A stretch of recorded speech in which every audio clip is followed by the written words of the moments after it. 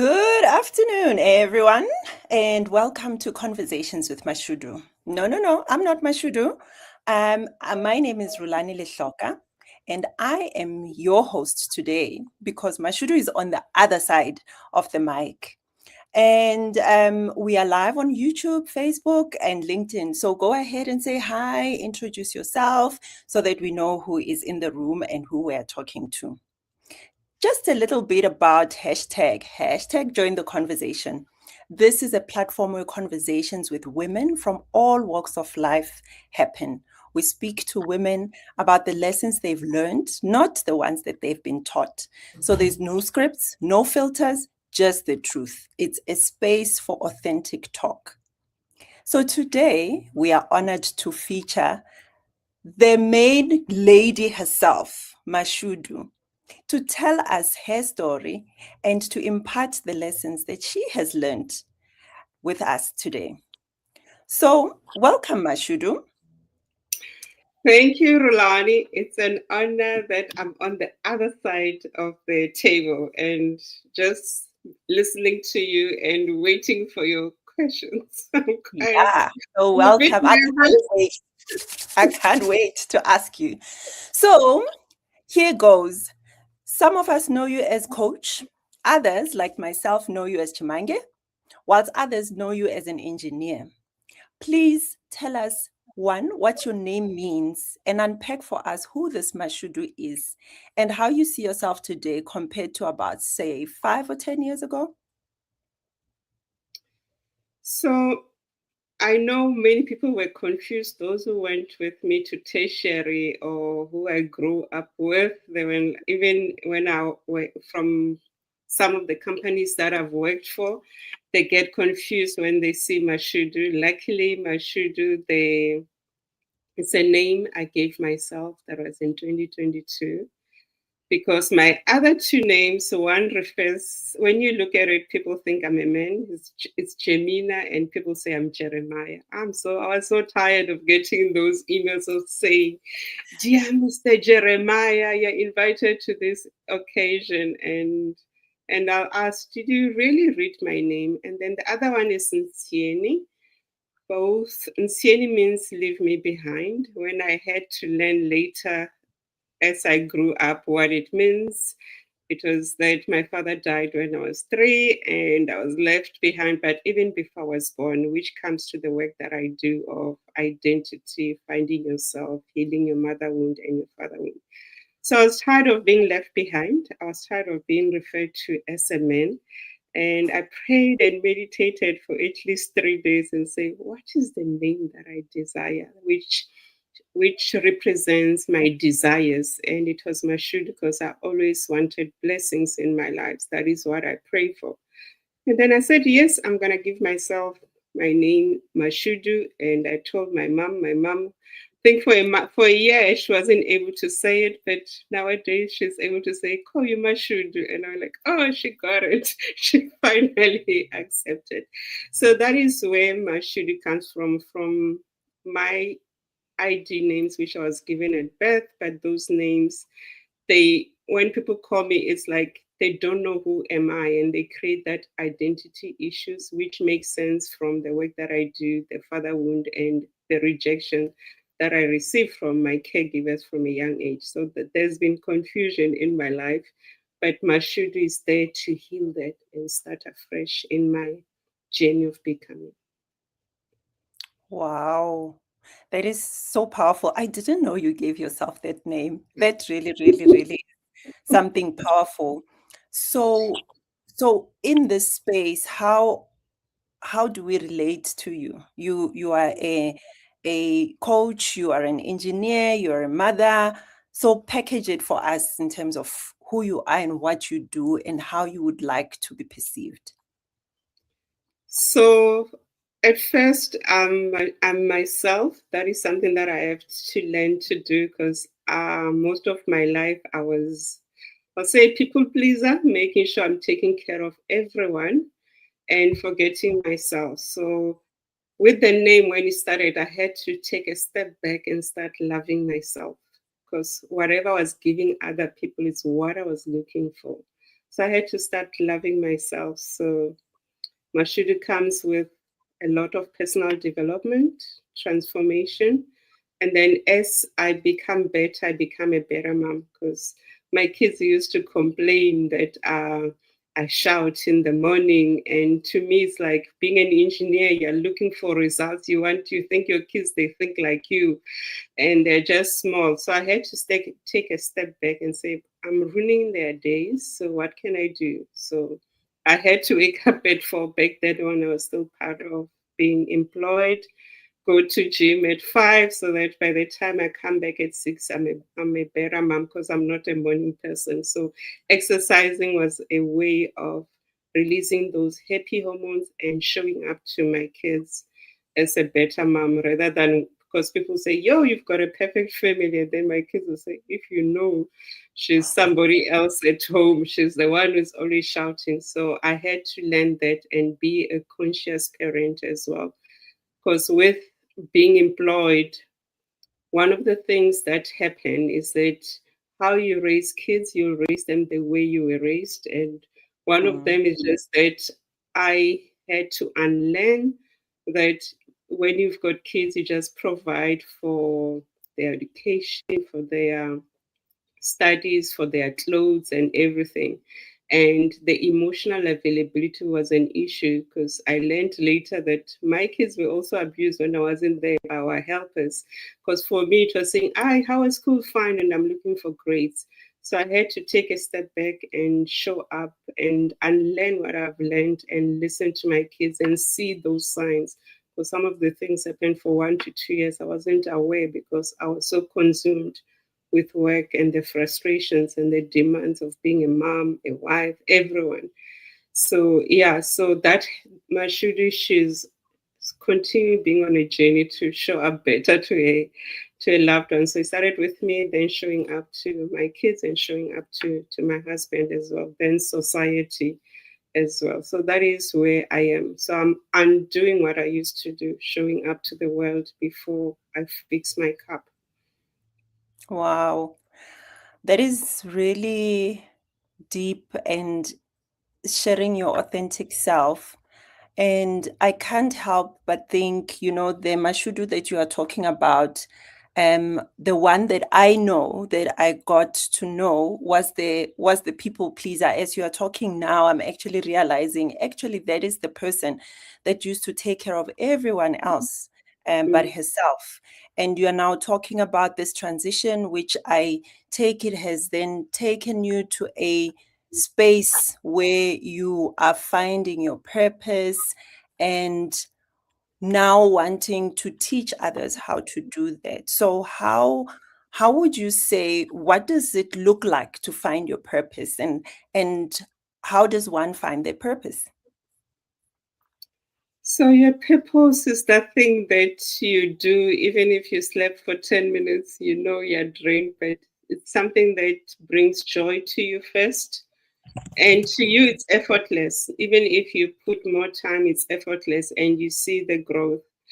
Like the past 2 weeks, I've been, normally when I do things, I have that intention, like if I run a workshop and all that. And then after that, yeah, I've closed. But what I've realized, my work, and I need to be very careful of what I say, because some people last week they were commenting saying, you said this word, and ever since you said that word, my life has changed. I'm like, I wonder what I said.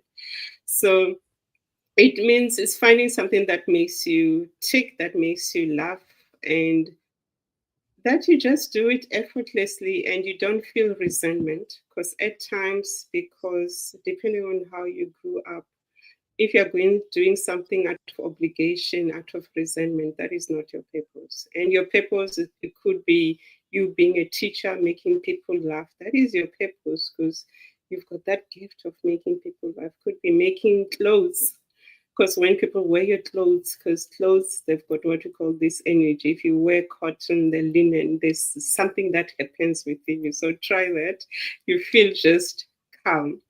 So it's that thing that makes you just feel whole. And some of it, you might find that you've been doing it since you were young, because with coaching, Because before I even became a coach, people said, you said this, you're a good listener. So start looking at those attributes that makes you unique. And then later when you're ready, you can monetize them as well. Okay. That actually is very good advice. So when I want to hone in, and yesterday or the day before you asked me the same question, as we journey with our children, now that you are seeing yourself in a better space as a mother, as you journey with your children, how can one help our children to find their purpose? I always think it's easier, or it becomes easier in life is if one discovers their purpose when they are young, because then they have oomph and the energy to take it forward. So as we journey in this Women's Month, people who are still searching for how they find their purpose as a mother, as a friend, how would you advise them to help their children to do this? So I would say they need to support their kids' gifts, because some of their gifts they don't look normal. Because there's that thing of comparing your kids with others, and those gifts you see them as a mother. So it's an opportunity for you to nurture them and to be there for them, and also look at yourself. What are you imposing on them that you missed as a young person? Because sometimes we stop those gifts and we give our kids responsibility. Like for me, I was a firstborn. I've been responsible since I was 14 when I made that conscious decision of saying I'm going to study harder, do whatever, and not joll around because I know what I want to achieve. So look at those and support them. The other challenge as well that mothers, because currently in South Africa and the world, we've got mothers who are there and they don't have the support. There could be the support from their spouses or from their partner. You find that the partner is not there, is very far away, and you even forget, you don't show up to those events that shows you. So it's important you listen to the teachers, and also you take them for assessments. You can do psychometric assessments as well to see the capability, and they'll also show you variety of what your child does. And another thing with those assessments, they can also show you in terms of the leadership, in terms of the child. I know, like Utanda, I'll just use her, she's gonna kill me when she hears this. She's a person who just she used to be a separate person who just say without using emotional intelligence. And you can see this child is capable. So you have to just teach her to say, okay, think about what you're going to say, because whatever you're going to say is going to impact others and is going to ruin relationships.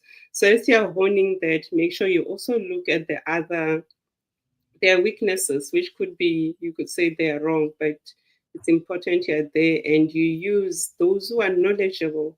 That is something that I've learned. You use those who are knowledgeable to help you build this child of yours. Because you might find that your child needs to be the president, but you are not honing that, you're not taking them for public speaking. And also there needs to be a balance in life. So look at that. At times, because of our unavailability, we just take our kids to be so busy that they don't even have time to reflect. And they start reflecting when they are older. And by that time, because the mind plays with you, go like, what did I do? So hone that and also introduce the time to pause.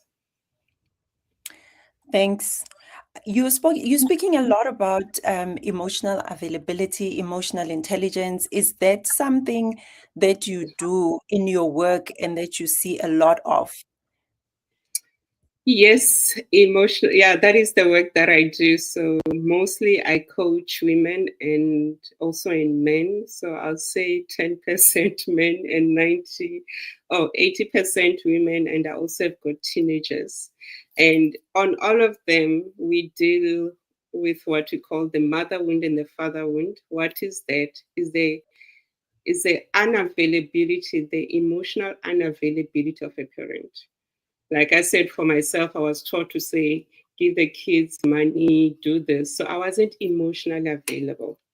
And kids nowadays, because we give them gadgets at a young age, they'll always look for outlets where they're going to get attention. So it's important that you're emotionally available, because your kid might do something and you go like, but I gave them my all. And when you come to me, I say, were you there? When they shouted, did you put your phone down and you stood there and listened? What we call secondary listening. Were you there? Because sometimes they give you those tools as well. And to learn not to, I know our parents, they'll clap you. Sometimes my 2K, we call them 2K, they'll tell you as raw as it is. So you need to take the time to breathe and say, I'm ready now. I know I'm going for war. So when the war is not that war, but how you receive it and how you were raised. So mostly we get, with the work that I do, I find that you've got a 50-year-old that is operating at an 8-year-old capacity because of their inner wounds, childhood wounds. That's why we say life starts at 40 and you start seeing abomalume being like teenagers, because now at 40, you're no longer performing. Normally the first 40 years of your life, if you haven't been to coaching or where you're developing yourself, we live our parents' values. Then 40 comes and say, really, did I really live my life? So that is why they say life begins at 40, because you're living your parents' values. Because the first basically 7 years of your life, they program how your life will be. So if parents start introducing them to coaches, we've got teenage coaches, and someone say, no, I'm doing nothing to my kids. You don't know, because you're doing it unconsciously. Even my kids, I know, say, go, I'm not going to be your coach, I'm going to be your mother. So they go to their therapist, they go to their coaches so that they become better as well. So that emotional availability affects others. And it also, we find that because of people pleasing, which I also shared. So you find that people are doing people pleasing, or you overwork. So I overworked myself, because that was a way of forgetting about my problems. I had so many challenges. So how I managed those challenges was to perform at school, to pass and whatever, and forget what is happening at home, how I grew up. So we tend to do that. But when you start leading people, that is the unfortunate part. Whatever you were ignoring will always follow you, because it's a time of saying, let me fix that. So advocate for emotional availability. Someone say, I don't have time for my kids. Even that 1 minute where you just sit and be still and listen to them, they'll always remember that even when you're gone. Not the money, not the gadgets you bought. They'll even forget the gadgets. Thank you. Thank you so much. So just to remind everyone, even for those who have just joined us, to welcome you, and just to please put your comment on the comment section. And you've joined us at the right time, because this is the time I'm going to ask Mashudu to explain to us how this transition has happened. So if I now want to transition and also become a coach, how do I do it? And what was it for you? How did it come about for you? Oh, you might not do it the way I did it, because when I tell them I'm doing coaching, they were like, how did you leave so much money? Engineering has got lots of money. But if you know your purpose, there's nothing that makes you not to sleep and you don't feel fulfilled. For me, it's when you're not in your purpose, you're always doubting yourself wherever you are in that role. And which is what I felt. As much as people said you showed up, you delivered. But for me to deliver, I had to work 200% to show up as well. At times I didn't know whether I was right or wrong, but I did apply the skills. So how I transitioned, because I had challenges at work as well, which brought me to saying, if I were to lose my job now, what am I going to do? Because initially when I turned 30, when I moved to one of the operations after getting married, I had what we call the midlife crisis. Someone say, you're mad at 30. For me, that is what I call my midlife crisis. I got married, moved to a new place. I wasn't happy where I was working, and I asked myself, what's next? I even paid for my psychometric and assessments, and they said, no, we're not as much as an analytical person. You like working with people, go and study HR.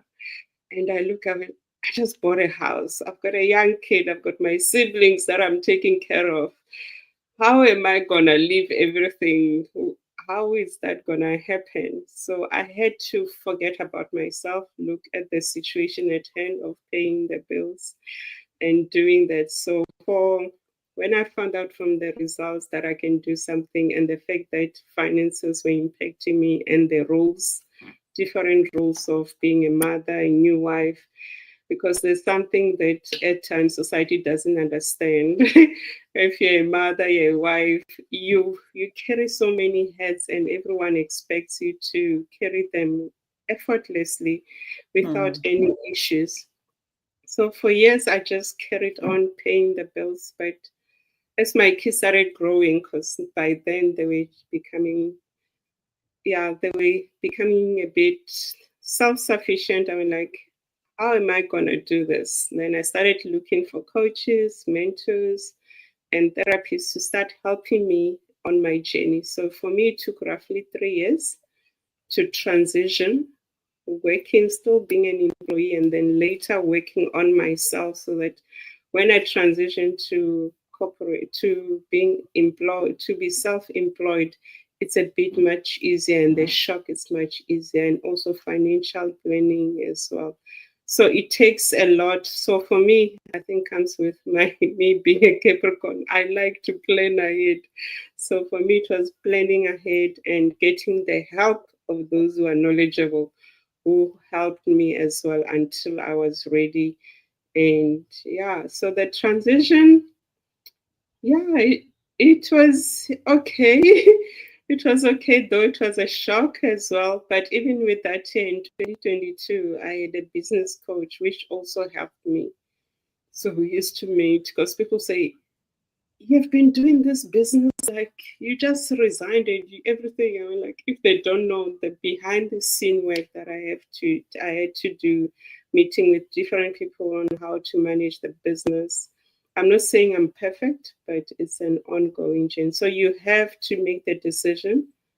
After the decision has been made, plan, speak to your family, because even when I was resigning, I was asked, I remember Happy was saying, the money, how are we going to manage our costs and whatever?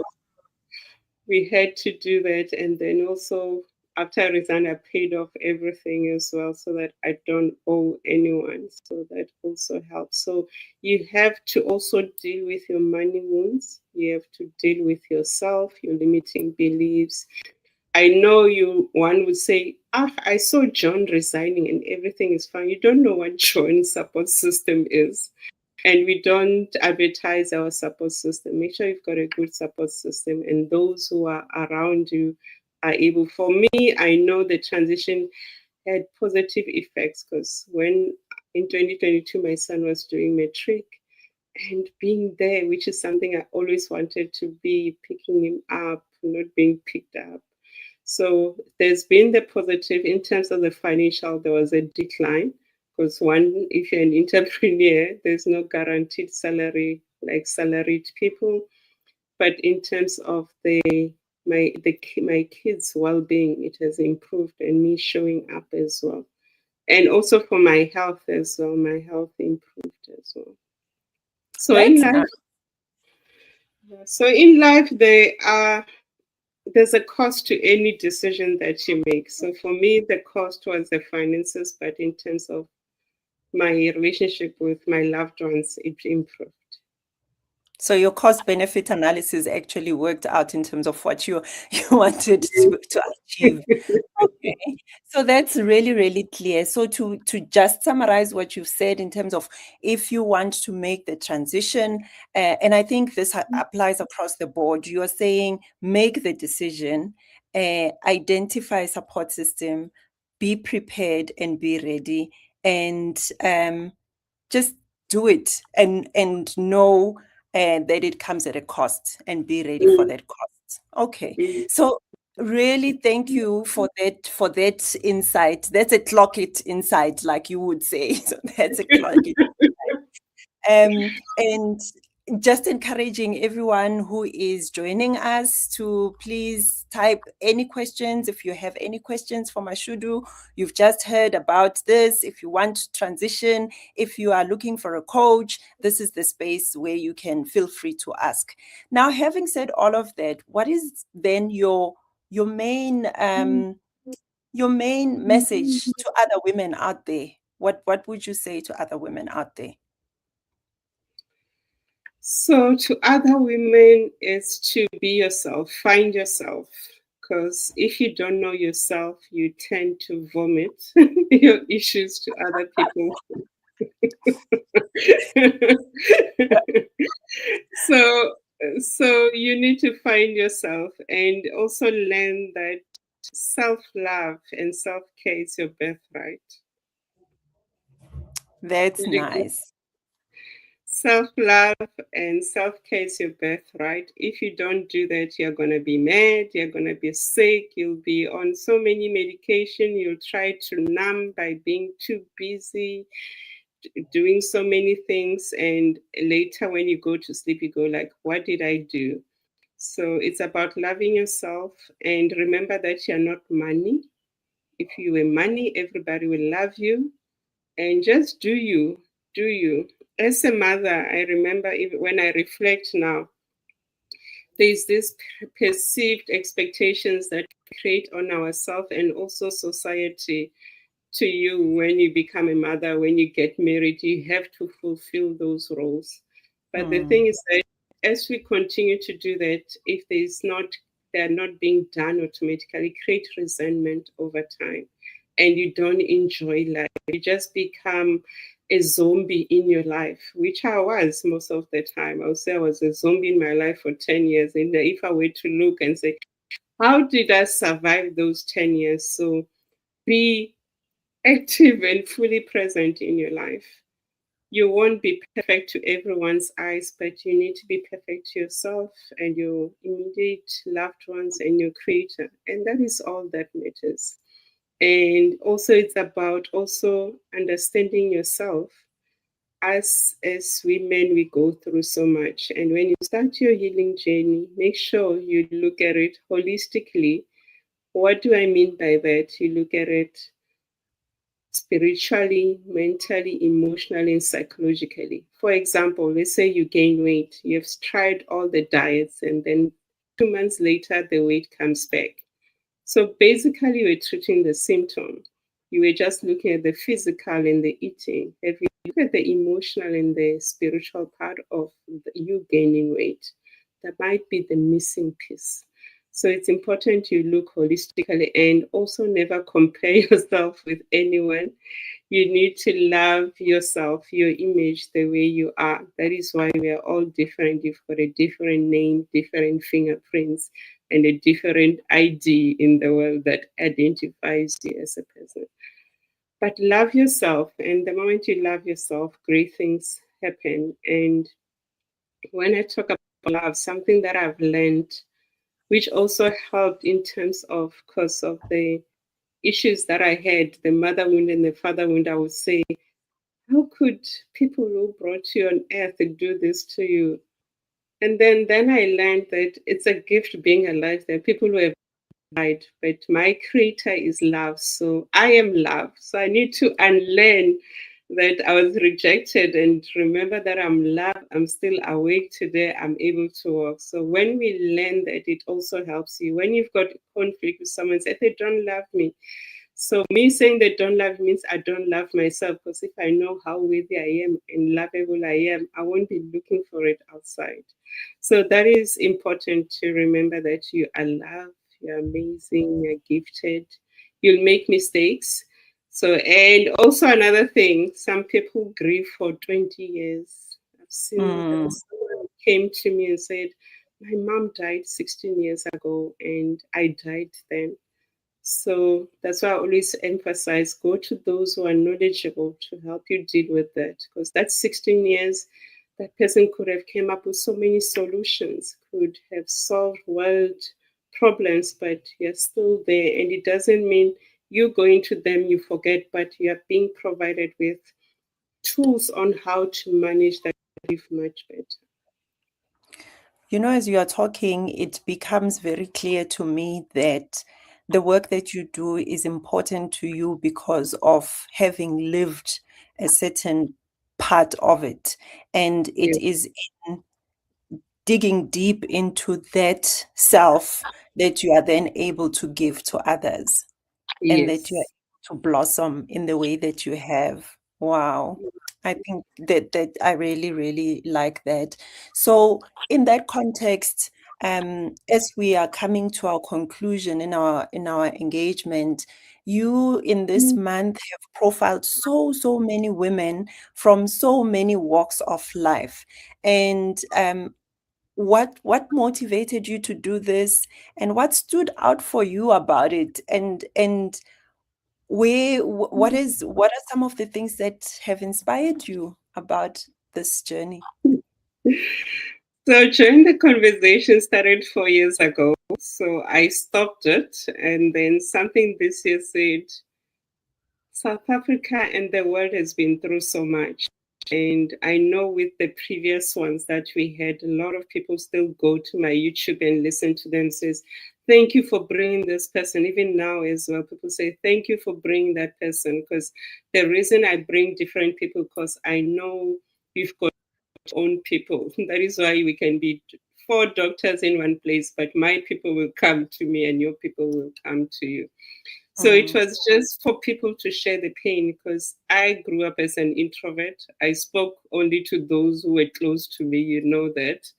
So few people will know my struggles, but if you see me from a distance, I had this wall of saying, stay very far. I don't want to talk to you.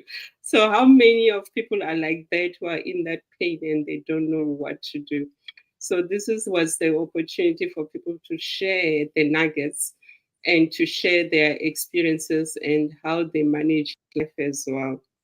Like like I said, you need to have those people. Today I had my monthly session with my therapist. And after that session, it just opened my eyes as well, because there was a challenge which I couldn't make sense from it. And then after saying it, I said, did you realize you just answered them? But you just needed to have someone to and ask you differently on how to view that. So with gender conversation, is just for you, each person, and are unable to speak as well, to learn. Someone would say, I'm counseling tomorrow. I said, don't stress. I'll try to be gentle, because the fact that you raised your hand, it means that it needs to happen. There's never a mistake in life. So just to allow people to share, and also you might find that they develop public speaking skills and they'll improve from there, and they are known, they're becoming visible. And social media nowadays, that is the other thing. 1K, we don't like being on social media, but how will people know you if you're not visible? And it comes back to the invisibility wound that most of us 1Ks have. We don't want to post because we think so. Go and check why you don't want to do that. It's deeper than you not wanting to do that. There could be something that has happened. And I always say, how is you not wanting to be visible related to your childhood? And then you find time and you ask that, and you realize when you start writing, things come popping up and you have solutions to some of your challenges. And when you do that, you start understanding, because you cannot fix what you don't understand. And once you understand, both your heart and your mind connect, say, I'm going to give you ideas on how to resolve your solution. So it was basically that people showing up, and we see different people, but showing that they matter, and move away from the pull head down syndrome, which is which is always there, and it's something that we'll forever be fighting until our last breath. Well, hopefully not. And you've just like really just challenged something in me, because I've always also just said to myself, I'm very extroverted, right? You know that. Mm, But comes to social media, I do it for work. I don't do it for myself. So I think, it's time for me to sit and reflect. So I'm still inviting comments and still welcoming people that have just recently joined us, and to say we are nearing the end of our conversation now. But if you're interested in being a part of these conversations, please do reach out to Mashudu. Mashudu, I think it's the time for you to tell people how they can reach out to you, where they can find you, so that if they want to be a part of this conversation, they can also take part. So you can find me on LinkedIn, which is where we are streaming as well, Facebook, and also on YouTube, and also on our website, which is www.enablersolutions.co.za. I'll type it as well. And then also today, if you are a woman who says, I'm feeling fine. So the topic that I'm teaching today is also related to what we do as women, high performing women. So there's a free webinar in recognition of Women's Month that I'm providing. Also, it shows you how I do group coaching, how I coach as well. Because with our work, as much as Rhulani says, no, go to Mashudu, she's fine. And you go like, huh? What does she do? So this is the opportunity to engage with me today if you are interested. So it's on Zoom today at 7 to 8. So diarize. And then I'll share the link, you register and join us. And then our business WhatsApp number is 060-508-6165. So you can call. And then I offer many different programs, but it's important that if you want one-on-one, you book a discovery session. That is where we determine whether we can work together. Also, I fire clients as well, because if you're not showing up, you're not doing your work, you're wasting my time. I could be helping someone who really needs me as well. Yes. Wow. Yes. Wow. Okay. So, as we conclude, I think some of the nuggets that you've shared today is around how one can prepare themselves for a transition. And you've also talked a lot about emotional availability and emotional awareness and emotional intelligence. You've also shared how you think people should share their pain so that they're able to take it apart and be able to deal with it. And you've encouraged us to love ourselves. And you've also said, forget Wi-Fi being a birthright. Birthright is self-love and self-care. So those are the important things. And is there anything else, any other nuggets that you wish to leave us with as we conclude? Yes, someone will say, no, you're just concentrating on a personal development. If you don't concentrate on yourself, you're not going to have an effective team. So you working on yourself enables you to be a better leader, enables you to be a better wife, a better husband. And for you also, if you're employed, because everyone has got the KPIs, the key deliverables that they have to achieve. When you know yourself, you know your triggers, you're able to lead people much better. You're able to reach those targets, and you're able to see if there are issues within your team, because you as a leader, you've been ordained to be a leader. I know people don't understand. There are a few people who can be leaders, so people will emulate you. If there's noise outside you, it means there's noise within you. So take a step back and reflect and say, why is Mashudu always, John always not on time? So it could be a habit that you need to nip in the bud and use the company policies and teach them, because you're teaching that person boundaries. But also it could be also, where are you late in your life? Which other areas besides your work that John is showing you? Because John is a reflection of you. So he is a gift to you of saying, because being a person, there's no degree that you'll ever get for being a human being. but people become part of your life curriculum, can become as PhDs in your life, some become masters, someone become grade ones. So check those people around you. Which grade are they in terms of you, of your development to be able to be a business person, to show up and all that? Because they're never there by mistake. And if you run away from them, you'll meet worse people than that. Because if you haven't learned something, you're going to suffer. And maybe I can share as well, which comes back to my work that I do. Everyone will come around most of their top 3 lessons, and there will be others. It's someone will show where are you not sharing your boundaries. Boundaries comes back to the company policies. Whether are you following the rules, whether are you sharing them, talking to your kids, and whether you a people pleaser, are you saying no to people, or are you just allowing? Then why are you not loving yourself? So it could be your health as well. Your health could be your health is not okay. Why aren't you loving yourself? Why aren't you resting? And then the other one is discernment. There are people who have deceived you. When are you going to learn to listen, take a pause, and be able to filter whether this is the truth or not as well? So you can apply those things in, doesn't matter where you are, in your life, at work, in your business. It can be anything. So everyone is a curriculum as much. Even your haters makes you to work much harder as well. And your haters help you as well to look at it differently, for you to enjoy yourself and celebrate yourself. If you are not going to celebrate yourself because you're worried about your haters, they control you. And when you've given rent into your mind about them. So look at that. So look at everyone in your life. How are they contributing? And be grateful for all of them. No one is a mistake in your life. Wow. So thank you very much for this coaching session. If you have been with us and if you have listened very carefully, you will just see that this was our own coaching session. So thank you. It has come to us for free.